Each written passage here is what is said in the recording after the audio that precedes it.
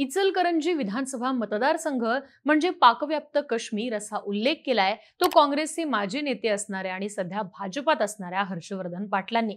झालेलं असं की हर्षवर्धन पाटील सांगली जिल्ह्यातल्या वाळवा इथं क्रांतीवीर नागनाथ अण्णा नायकवडी यांच्या जयंतीनिमित्त बोलत होते।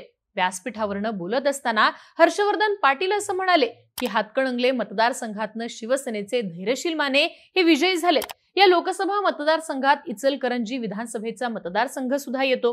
निवडणुकीवेळी इथं अनेक घटक ऍक्टिव्ह होते, सर्व प्रकारची यंत्रणा राबवली जात होती।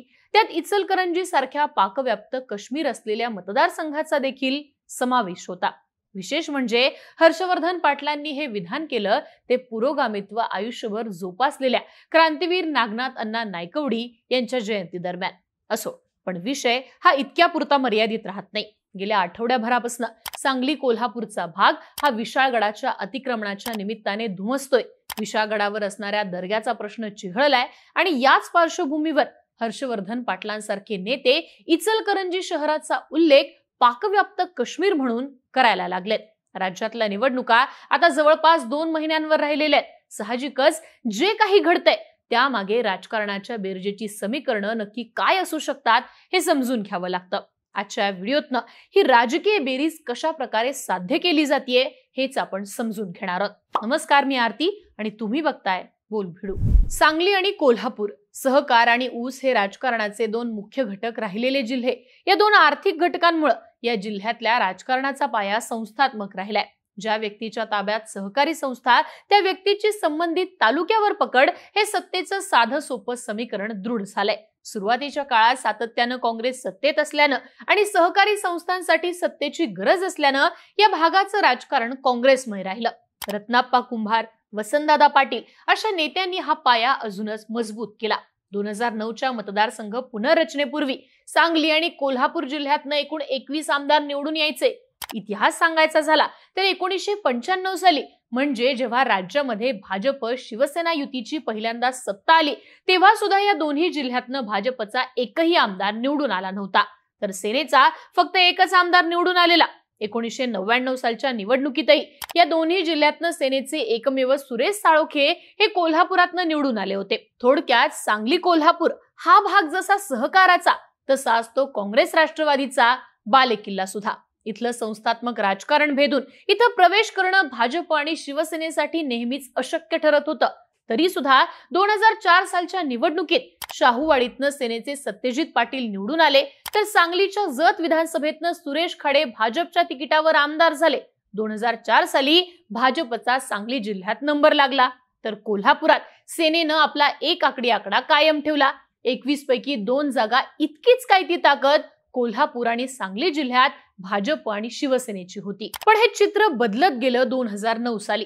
2009 साली मतदारसंघ पुनर्रचना झाली आणि सांगली कोल्हापूरच्या विधानसभा मतदारसंघांची संख्या 21 वरनं 18 वर आली। 18 पैकी सेनेचे 3 आणि भाजपचे तब्बल 4 आमदार 2009च्या निवडणुकीत निवडून आले। 2 वरनं हा आकडा थेट 7 इतका झाला, तेही 3 मतदारसंघ कमी झाल्यानंतर। 1995 साली राज्यात युतीची सत्ता असताना सुद्धा या जिल्ह्यातनं 21 पैकी एकच जागा युतीकडे होती। एक जास्तीत जास्त 2 आमदार युतीचे निवडून येणाऱ्या या सहकार पट्ट्यातनं 2009 साली तब्बल 7 आमदार निवडून आले आणि हे झालं सांगली मिरजेच्या दंगलीमुळे। झालेलं असं की मिरज शहरात 2009च्या सप्टेंबर महिन्यात अफजल खान वधाच्या पोस्टरवरनं दोन्ही समाजाचे लोक आमने सामने आले होते। त्यातनंच दंगल भडकली। या दंगलीचं लोण मिरजेतनं शेजारच्या सांगलीत पसरलं। सांगलीतनं इचलकरंजी आणि कोल्हापूर शहरापर्यंत गेलं। सांगली आणि कोल्हापूरच्या राजकारणाचा बेस पाहायचा झाल्यास इथला भूगोल समजून घ्यावा लागतो। आता तुम्हाला स्क्रीनवर सांगली कोल्हापूरचा हा जो नकाशा दिसतोय त्यातलं मिरज, इचलकरंजी या गावांमध्ये मुस्लिम संख्या मोठ्या प्रमाणात आहे। त्या मागोमाग मुस्लिम समाजाची संख्या ही सांगली आणि कोल्हापूर या शहरांमध्ये। शहरीकरण, उद्योगधंदे यामुळे नकाशात दिसणारा लाल रंगातील हा भाग वेगवेगळ्या जिल्ह्यात येत असला तरी एकमेकांसोबत कनेक्टेड आहे। पहिल्यांदा सांगली जिल्ह्यातल्या जागांमध्ये कसा बदल झाला ते समजून घेऊयात। सांगली जिल्ह्याच्या एका बाजूला असणारा जत विधानसभा मतदारसंघ 2004 साली या मतदारसंघातनं सुरेश खाडे भाजपकडनं निवडून आले। 4 ला त्यांच्या विजयामागे त्यांनी विजयासाठी दिलेली आश्वासनं ही गोष्ट जास्त कारणीभूत ठरलेली। सनमडीकर यांच्या एक सलग कालखंडाला सुद्धा लोक कंटाळली होती। यातनं सुरेश खाडे हे नवीन नेतृत्व समोर आलं. पण 2009 साली मिरज विधानसभा राखीव झाला आणि सुरेश खाडे मिरजेतनं उभा राहिले. 2009 साली जतचा सामना भाजपचे प्रकाश शेंडगे आणि राष्ट्रवादीचे विलासराव जगताप असा रंगला. दंगलीची पार्श्वभूमी ही होतीच, पण त्याहूनही शेंडगेंना जात समीकरणांचा अधिक फायदा झाला. त्यामुळे 100% धार्मिक ध्रुवीकरणांमुळेच जतमध्ये भाजपचा विजय झाला असं म्हणता येत नाही. दुसरी जागा होती ती मिरजेची. दंगलीचा केंद्रबिंदू मिरज शहर होतं. 72 आणि 90-95 या 3 टर्म सोडल्या तर मिरज काँग्रेसचा बालेकिल्ला होता. काँग्रेसचे हाफिज धत्तुरे इथनं 99 आणि 4 ला आमदार होते. 2009 साली मतदारसंघ राखीव झाल्यावर काँग्रेसने मिरजेतनं बाळासो हुनमोरे यांना तिकीट दिलं. यावेळी भाजपच्या सुरेश खाडेंना तब्बल 96,000 तर काँग्रेसच्या हुनमोरेंना 42,000 मतं मिळाली. 54,000 खाडे निवडून आलेले. काँग्रेसच्या पारंपरिक बालेकिल्ल्यात 54,000चा फरक पडला तो दंगलीमुळे झालेल्या धार्मिक ध्रुवीकरणामुळेच. तिसरी जागा होती ती सांगली विधानसभेची. सांगली म्हणजे दादा घराण्याचा बालेकिल्ला. वसंतदादा घराण्याचे मदन पाटील इथनं 2004 ला अपक्ष म्हणून निवडून आले होते. पण इतिहासात 86, 90 आणि 95 ला दादा घराण्याला शह देऊन संभाजी पवारांनी आपली ताकद तयार केली होती. याच संभाजी पवारांना 2009 मध्ये काँग्रेसच्या मदन पाटलांच्या विरोधात तिकीट देण्यात आलं. मदन पाटील तेव्हा राज्यमंत्री होते. त्यांची ताकद वाढत होती. अशा वेळी मदन पाटील काहीही झालं तरी कट टू कट का होईना पण निवडून येतील असा अंदाज होता. तरी सुद्धा ही जागा गमावण्याची वेळ आली. संभाजी पवार 11,000च्या मताधिक्याने जिंकले. ही जागा सुद्धा धार्मिक ध्रुवीकरणामुळे भाजपच्या पदरात पडली. असो, तर सांगली मिरज हा पट्टा पार करून दंगलीचं लोण शेजारच्या इचलकरंजी भागात पोहोचलं होतं. इचलकरंजी म्हणजे प्रकाश आवाडेंचा बालेकिल्लाच. सूतगिरण आणि संस्थात्मक राजकारण हा आवाडेंच्या राजकारणाचा पाया. संपूर्ण शहरावर आवाडेंचं एक हाती वर्चस्व होतं. हे वर्चस्व संपुष्टात आलं ते 2009च्या दंगलीमुळेच. इथनं नौखे असणारे भाजपचे सुरेश हलवणकर हे विजयी झाले. आवाडेंचा पराभव होणं ही अशक्य वाटणारी गोष्ट इचलकरंजीत घडली. इचलकरंजी नंतर कोल्हापूर जिल्ह्यात बसलेला दुसरा फटका होता तो हातकणंगल्यातनं. इथनं जयंतराव आवळे या काँग्रेसच्या ज्येष्ठ नेत्याचा पराभव झाला आणि सेनेचे सुजित मिंडसेकर निवडून आले. पण कोल्हापुरातल्या 2 धक्कादायक पराभव होते ते मालोजीराव छत्रपती यांचा आणि PN पाटलांचा. करवीरमधनं चंद्रदीप नरके सेनेच्या तिकिटावर विजयी झाले. त्यांनी मातब्बर अशा PN पाटलांचा पराभव केला. तर कोल्हापूर उत्तरमधनं राजे क्षीरसागर विजयी झाले. एकूण 7 ठिकाणी हिंदुत्ववादी मतांचं ध्रुवीकरण झाल्याचा फटका काँग्रेस राष्ट्रवादीला बसला.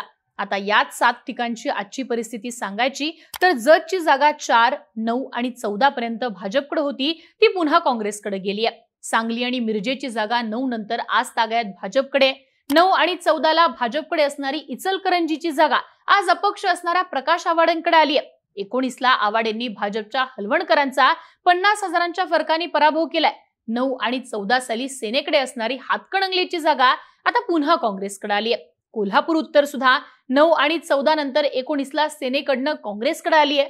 करवीर सुद्धा 19 ला PN पाटलांनी पुन्हा मिळवली आहे.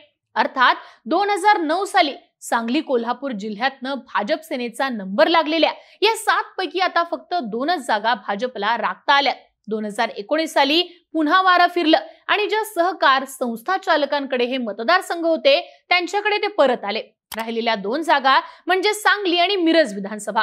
तर हे मतदारसंघ सुद्धा आगामी 2024च्या विधानसभेत अडचणीत जातील अशा चर्चा आहेत. विशेषतः सांगली विधानसभा काठावर आल्याचं 2019च्याच निवडणुकीत दिसून आलं होतं. आता महायुतीचा आकडा सांगायचा तर सांगली जिल्ह्यातनं खानापूरचे दिवंगत आमदार अनिल बाबर शिंदेच्या शिवसेनेत होते. सांगलीचे आमदार सुधीर गाडगीळ आणि मिरजेचे आमदार सुरेश खाडे हे भाजपमध्ये आहेत. सांगलीतनं 8 पैकी 3 आमदार महायुतीचा भाग आहेत, ज्यात भाजपचे 2 आहेत आणि शिंदेच्या शिवसेनेचे 1 आमदार होते. दुसरीकडे कोल्हापुरातनं चंदगडचे राजेश पाटील, कागलचे हसन मुश्रीफ हे दोन्ही आमदार अजित पवारांच्या सोबत आहेत.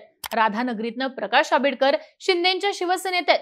शिरोळचे अपक्ष आमदार राजेंद्र येड्रावकर, इचलकरंजीचे अपक्ष आमदार प्रकाश आवाडे आणि शाहूवाडीतनं जनसुराज्याचे विनय कोरे यांचा पाठिंबा महायुतीला आहे. म्हणजे कोल्हापुरातनं भाजपचा एकही आमदार नसला तरी सुद्धा भाजपला महायुतीतनं कोल्हापुरातनं मिळणारं बळ 10 पैकी 6 आमदारांचं आहे. त्यात एकही जागा भाजपच्या तिकिटावरची नाहीये. म्हणजे 2009 साली असणारा एकूण 18 पैकी 7 असा आकडा असणारी भाजप सेना युती आज 18 पैकी 4 आकड्यावर आलेली आहे. तर अपक्षांना सोबत घेऊन महायुतीने मिळवलेला आकडा 18 पैकी 9 असा आहे. आता या 2 जिल्ह्यात शिंदे आणि अजित पवार हे सोबत आल्याने भाजपला 2-2 जागांचा महायुती म्हणून फायदा झाल्याचं दिसतं. मात्र नुकत्याच झालेल्या लोकसभेमध्ये भाजप आणि शिवसेना युतीने मिळवलेल्या कोल्हापूर, सांगली आणि हातकणंगले यापैकी फक्त हातकणंगलेच्या जागेवर भाजप सेना युती मर्यादित झाल्याचं दिसून आलं. आता याच लाटेचा फटका महायुतीला आगामी विधानसभेच्या राजकारणात बसू शकतो असं बोललं जातंय. आणि त्याच प्रयत्नातनं या घडामोडींचा राजकीय फायदा नेमका कोणत्या पक्षाला मिळू शकतो हे आपल्याला पाहावं लागेल. तुम्हाला काय वाटतं? कोल्हापुरात आणि त्याच पद्धतीनं सांगली जिल्ह्यामध्ये ज्या काही घटना सध्या घडतात त्याचा नेमका राजकीय फायदा कोणाला होईल का? तुमच्या प्रतिक्रिया कमेंट बॉक्समध्ये लिहून नक्की कळवा आणि अशाच माहितीपूर्ण व्हिडिओसाठी बोलबिडूचं YouTube चॅनल नक्की सबस्क्राईब करा.